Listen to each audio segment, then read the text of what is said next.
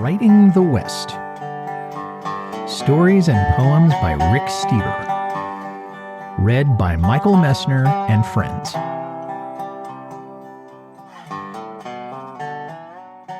Mystery Man. He stood on the front porch of the ranch house, boyishly handsome, hat in hand. In an Eastern accent, he asked for employment, saying, I know very little about ranch work, but I am willing to learn. Well, what's your name? The rancher wanted to know. Slim? Came the reply.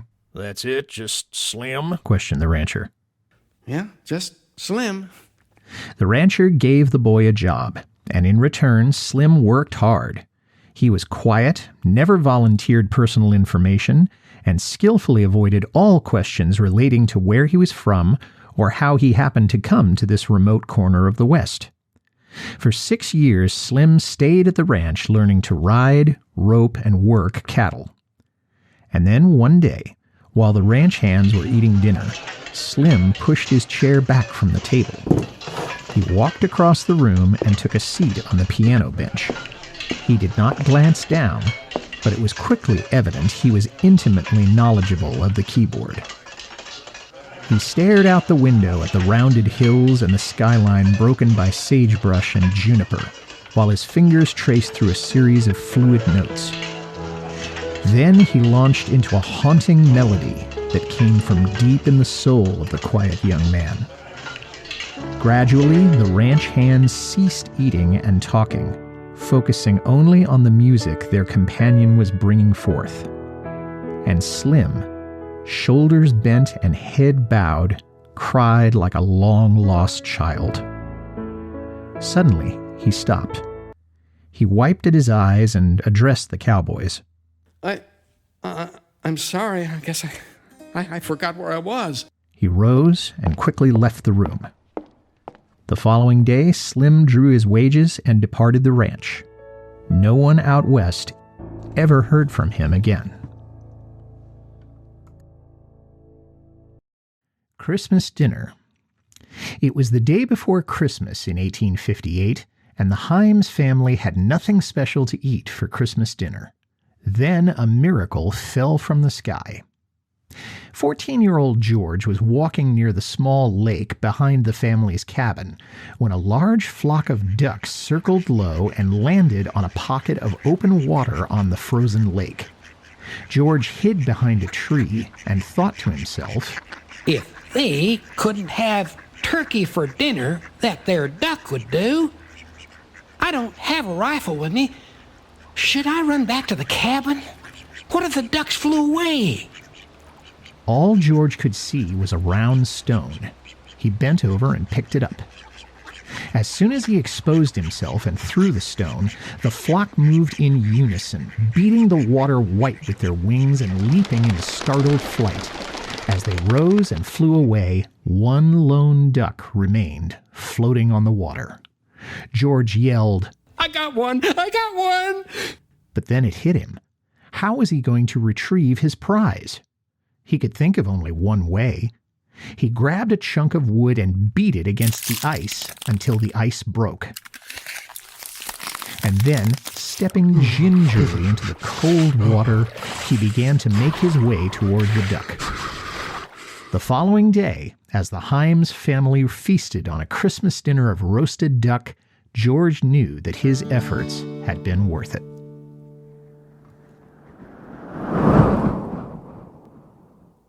Progress.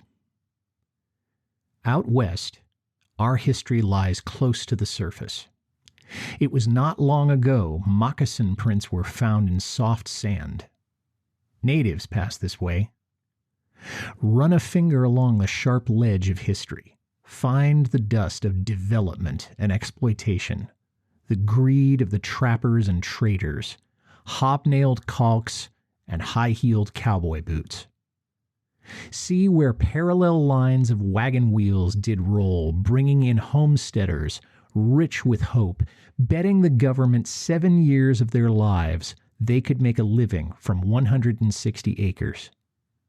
From sagebrush and faint native trails to boardwalks, bike paths, sidewalks, freeways, From scattered teepees to artfully arranged condos, all in the name of progress.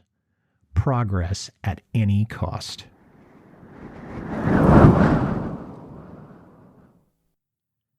Loop-de-loop.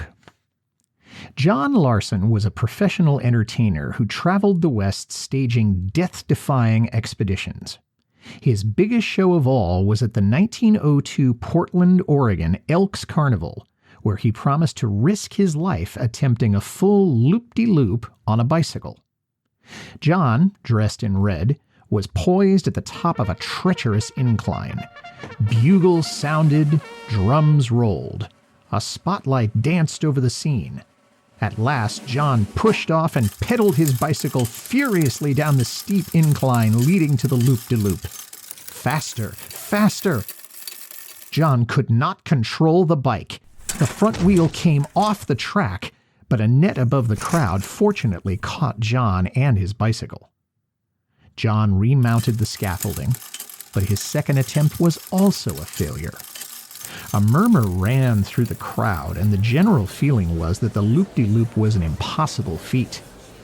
But John raised his hands to silence the doubters, and he vowed, Ladies and gentlemen, I promise I will complete the loop-de-loop. On the third try, the daredevil hit the loop-de-loop in perfect fashion.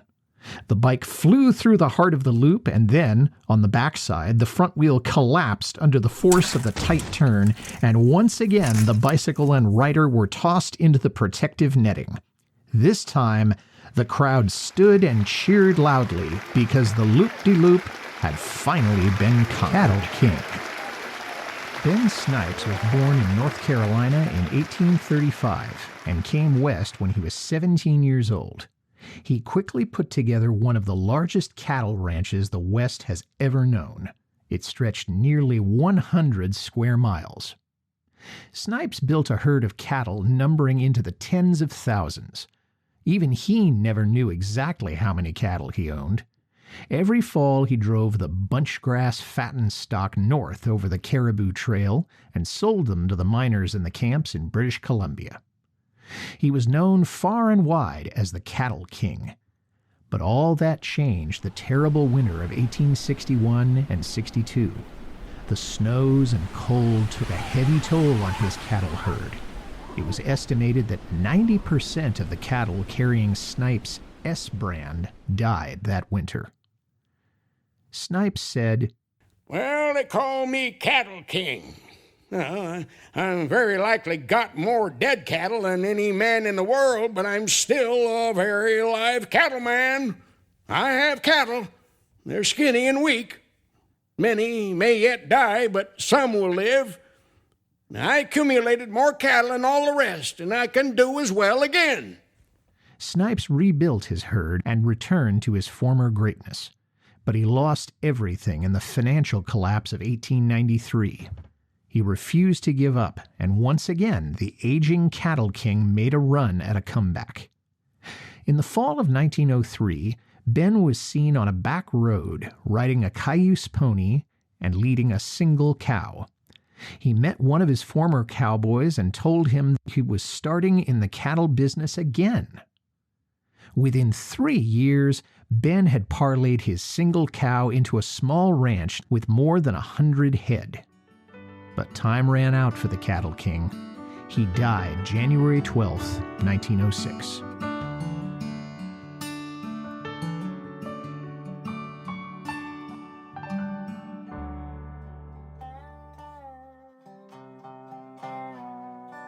You've been listening to Writing the West. The stories and poetry in this podcast are by Rick Steber and appear in books by him. Log on to www.ricksteberauthor.com to find out more. This program was produced by Michael Messner by permission of the author.